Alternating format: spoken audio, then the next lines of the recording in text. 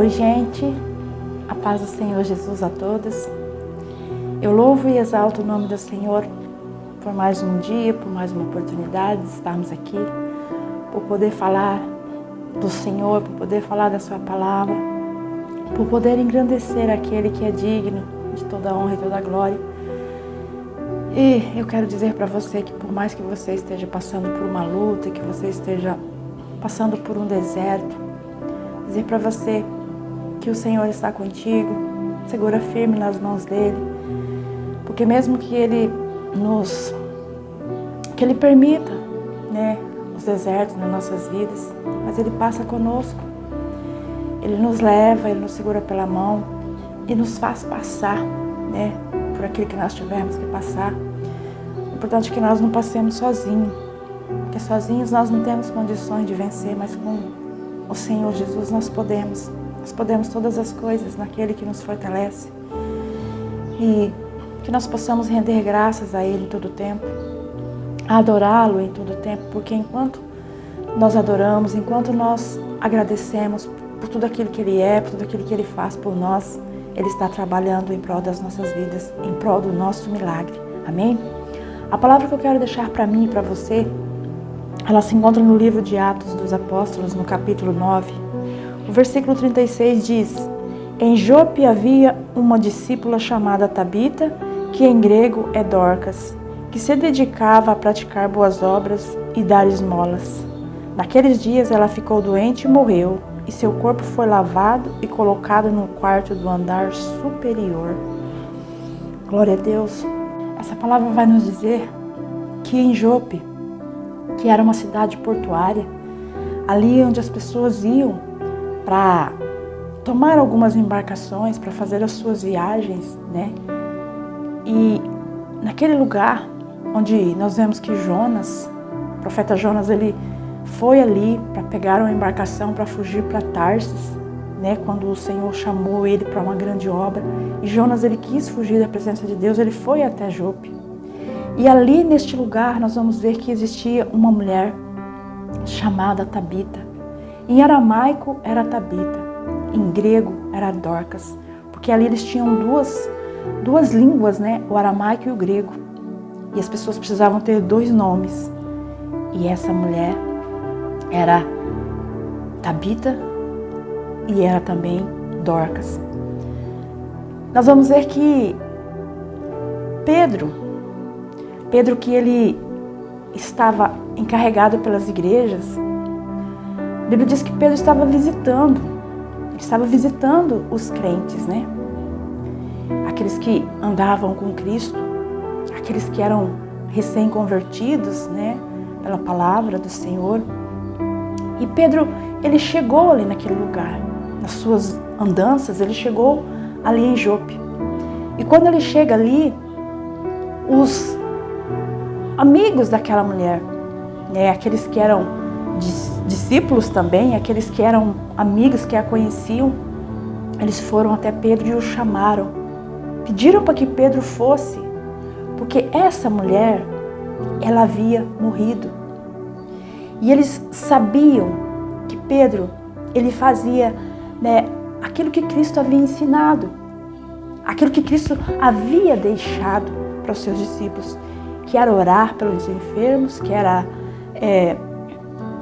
fazer com que as pessoas fossem libertas, fossem curadas, e também até para ressuscitar, orar para ressuscitar, porque eles, quando eles andavam com Cristo, Cristo fez com que pessoas que haviam morrido voltassem à vida.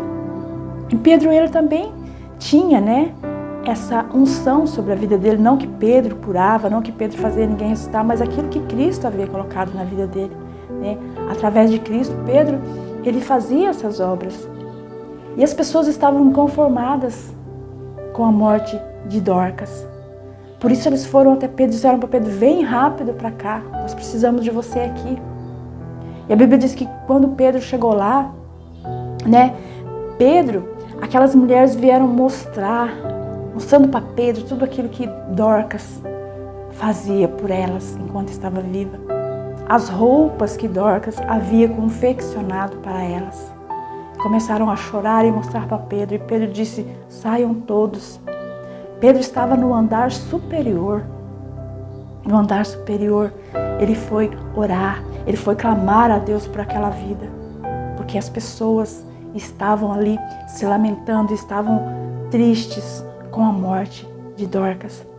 E a Bíblia diz que Pedro orando, Pedro clamou a Deus. Nós não sabemos a oração que ele fez, mas ele falou com Deus. E Deus atendeu, trazendo a vida naquela mulher novamente.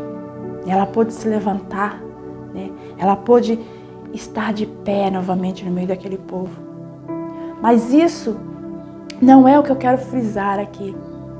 O que eu quero frisar aqui nesta palavra é o que aquela mulher era para aquele povo, o que aquela mulher era ali em Jope, né? Em toda nós vamos ver que em toda aquela vizinhança ali, ela era conhecida. Ela era conhecida como uma discípula de Jesus. Olha só como Dorcas era conhecida. Não era uma mulher qualquer, mas era uma discípula que tinha boas obras, que dava esmolas, né? Ela fazia aquilo que ela podia para ajudar aqueles que estavam por perto. Ela manifestava realmente o amor de Cristo pelas vidas, pelas pessoas que eram mais necessitadas, aquelas pessoas que não tinham ninguém por elas. Nós vamos ver que as viúvas naquela época, né, elas precisavam ter alguém que as sustentasse, elas não tinham condições de trabalhar. Ninguém empregaria uma mulher naquela época, né? Uma viúva. E aquelas que tinham seus filhos, os filhos as mantinham, as sustentavam. E aquelas que não tinham filhos, que não tinha ninguém por elas, elas careciam, né, ali da ajuda de outras pessoas. E Dorcas, ela abraçava a causa dessas pessoas que não tinham ninguém por elas. Ela assistia essas pessoas. Muitas vezes nós dizemos: eu dou esmola, eu fui lá, uma pessoa, eu dei uma esmola. Mas não é só isso, ela tinha boas obras. Boas obras é fazer coisas boas para aqueles que necessitam. Você vê uma pessoa necessitada, você vai lá e oferece aquilo que você tem, aquilo que você pode oferecer, né? Ninguém é tão assim pobre, né, que não tenha nada para oferecer, nada de bom para oferecer. Dorcas, nós sabemos que ela tinha habilidade ali com os tecidos, com as agulhas. A Bíblia vai dizer que Dorcas, ela era uma costureira. E ela usava essa habilidade para abençoar as pessoas ao seu redor. Ela confeccionava roupas e ali vestia as pessoas, né, que não tinham condições. Eu creio que ela, além disso, ela cuidava de outras partes também. Ela tinha sempre uma palavra de ânimo. Sabe quando uma pessoa vem até você e aquela pessoa está caída, aquela pessoa está querendo desistir, aquela pessoa está desanimada, aquela pessoa está precisando, né, ali de uma palavra de ânimo para se colocar de pé. Muitas vezes a pessoa está no chão e você vai dar uma palavra, e isso é de muita importância na vida de alguém. As pessoas muitas vezes não têm uma palavra para dar para o outro. Às vezes a pessoa chega falando de um problema, a pessoa fala: todo mundo tem problema. Tem pessoas que falam assim: todo mundo tem os seus problemas, cada um tem que cuidar dos seus problemas, porque não adianta, ninguém pode resolver o problema dos outros. Tudo bem, talvez a gente não possa resolver o problema do outro, mas nós podemos dar um incentivo, dar um apoio, dizer: vai dar tudo certo. Não só dizer vai dar tudo certo, mas dizer: vai dar tudo certo. E se não der, conta comigo. Eu vou estar aqui, né? Eu vou estar aqui, vou te dar o meu ombro, eu vou ser suporte para você. Porque muitas vezes a pessoa precisa de um suporte para ficar de pé, por causa das lutas. Muitas vezes tem pessoas que têm uma luta grande e ela precisa. Eu creio que Dorcas era isso na vida das pessoas. Porque boas obras é isso.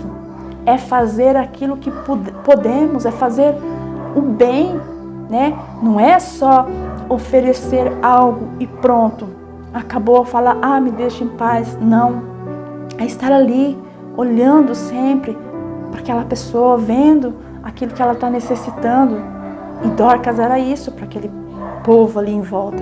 Por isso ela era conhecida por toda Jope, né? Ela era conhecida como uma discípula de Jesus. Porque o discípulo tem que se parecer com Jesus. Ele tem que ter algo, né? Estar oferecendo algo de bom. Ele tem que gastar tempo, né? Com as pessoas que precisam, com as pessoas que necessitam. Muitas vezes hoje nós não queremos gastar tempo com ninguém.